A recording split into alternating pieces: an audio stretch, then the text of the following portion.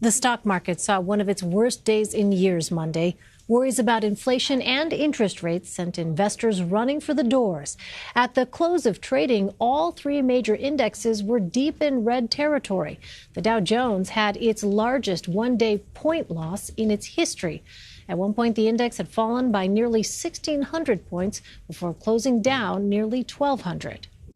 CBS News business analyst Jill Schlesinger joins me now. All right, so Jill, when people see a headline like this, it can, in some circles, incite panic. What happened in a nutshell?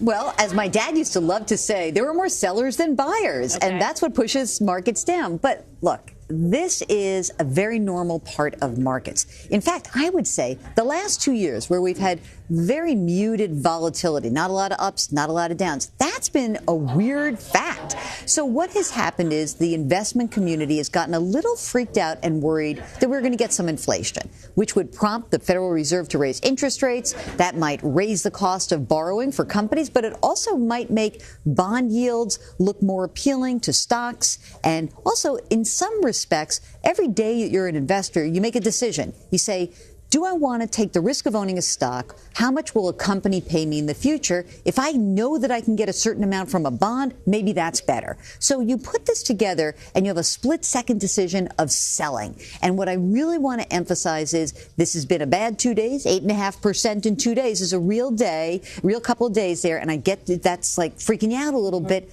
but it is part of investing. Can you also, Jill, just put this into perspective? When we talk about the economy, where does the stock market fit in? Because I think, that can be murky for people on Main Street out in the real world. So what is the stock market? The stock market is a bunch of companies, right? And their stock prices, how they're traded in the public domain. But what our investment in the stock market is a bet on their ability, those companies' ability to make money in the future. So when you think about it, the stock market can be what's called a leading indicator. It can tell you what investors think will be happening in the future.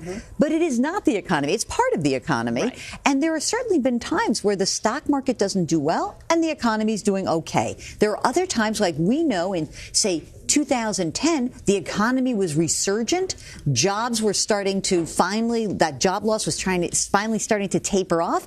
And the market was doing great, but the economy didn't feel like it was awesome. So it's tough. It's not the same thing. It's an indication.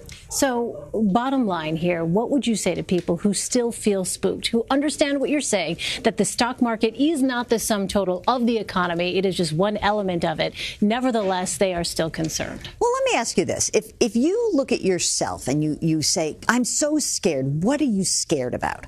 Did you put more money into the market than you should have? Did you put money in the market that you were going to need to access within the next year? In that case, you should get out. Okay, your money never should have been in the stock market. I'm sorry I didn't meet you 3 months ago before you invested that tuition money. That said, if you're investing for the long term, you've got more than 5 years, 10 years, 20 years, then you want to stay the course. You want to remind yourself, why am I doing this? Even if you were going to retire next year, would you need all of your money at once? Probably not. You're investing for hopefully 20 years in the future for a really great retirement.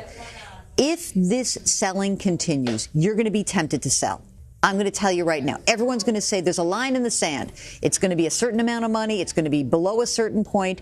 And you've got to say to yourself, am I going to regret this? Am I in this for the long term? Should I really be sticking to a game plan? Call your friend. Make sure she tells you not to sell. Get some good advice. And if you're really freaking out, you can't sleep, chances are you're going to have to sell something. But then make a pinky swear with yourself. Don't jump back in when the market goes back up. You've just learned a very critical lesson. I took too much risk. Now I want to take less risk. All right, some really important advice. Jill Schlesinger, thanks so much, Jill. Sure.